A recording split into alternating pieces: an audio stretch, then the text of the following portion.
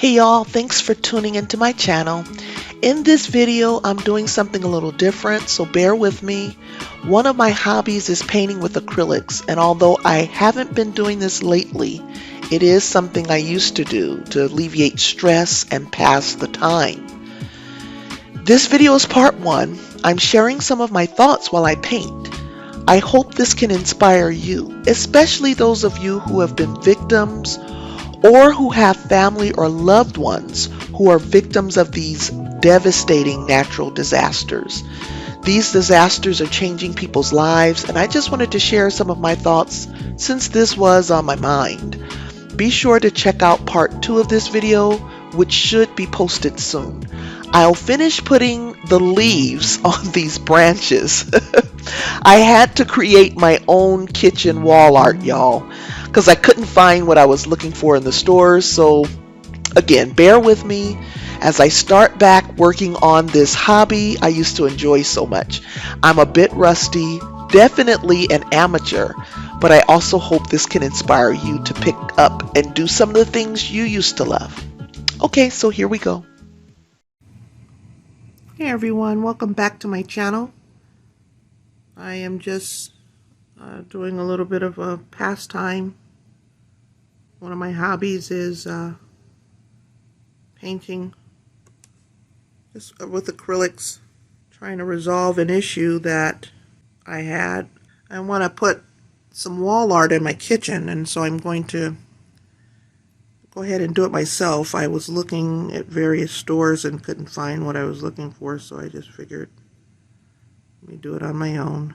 I used to paint with acrylics all the time. Haven't done it in a while. I think the last time I painted was probably 2 years ago. And before that was like many years. When I was younger, I used to paint all the time. I've always enjoyed painting. Reminds me of gardening, which was one of the pastimes I used to have. It relieves a lot of stress, you know.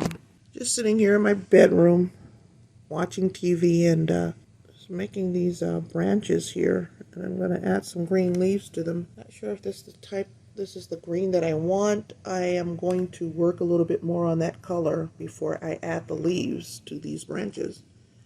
And I'm going to go ahead and create my own kitchen wall art.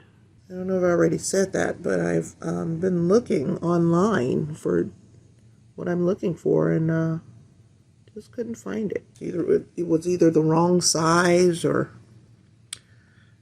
not the right colors I'm looking for. I just really want like the espresso brown branches and some green leaves, kind of like herb plants, that kind of thing. And every time I thought I saw what I was looking for online, it just wasn't working. So one of the things I want to say while I'm here is for all of those who have been going through natural disasters, those in Louisiana, Hurricane Ida. There was another hurricane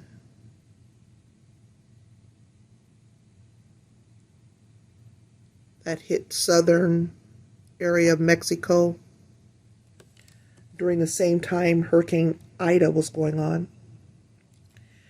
And of course here in California, dealing with these fires. My prayers go out to you all, your families, anyone experiencing devastating loss. My prayers go out to you. May the Lord's mighty strong arm take control of these situations that we find ourselves vulnerable to. As Christians, we believe these are the last days. So we're not shocked when we see these things happening. Doesn't mean that devastation takes place and we're insensitive to it. We have to be sensitive to the needs of others. And that's where our prayer comes in. We pray and ask the Lord to step into these situations. People are experiencing loss of homes and property, devastation, fires. It's been taking place in California. These fires are just coming up just out of nowhere, and folk are caught unawares. The gentleman was saying they weren't expecting a fire. It just happened out of nowhere, and they immediately had to just evacuate. And it's just so devastating. You can't return back to the site of your property for a period of time, and many people return to nothing. And so we see these things, and we've seen them year in and year out. Sometimes we can become desensitized. Well, since it's not happening in my area, it's not happening in my home, then it doesn't affect me. And we can get that kind of an attitude where, it's not bothering me, so what can I do? I'm just going to keep doing me. We can pray.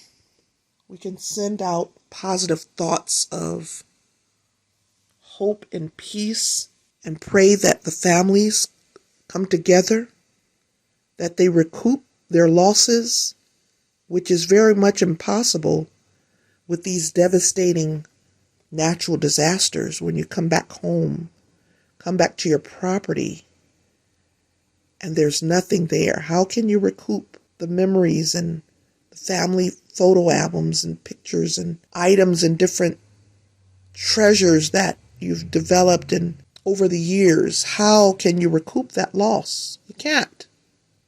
Impossible. This is trauma. Traumatizing. And many people never recover. Our prayers are going out to all of you. We have not forgotten you.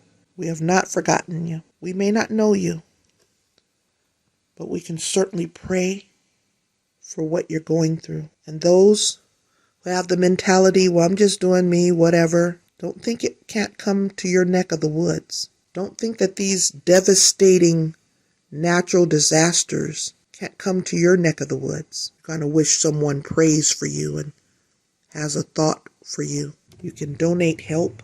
Do it. You can send monies to organizations that donate help.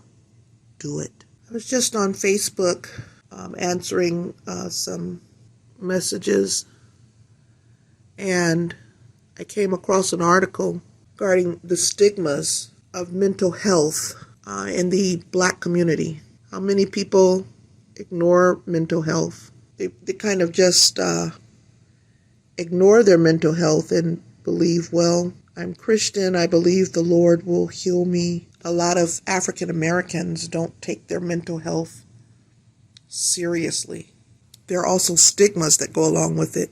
Some people just say, oh, just pull up your bootstraps, be strong. And some people have gone through some very devastating situations. I was just talking about the natural disaster a lot of people are going through and how traumatizing that can be. It can be very traumatizing, and can also leave devastating mental health trauma.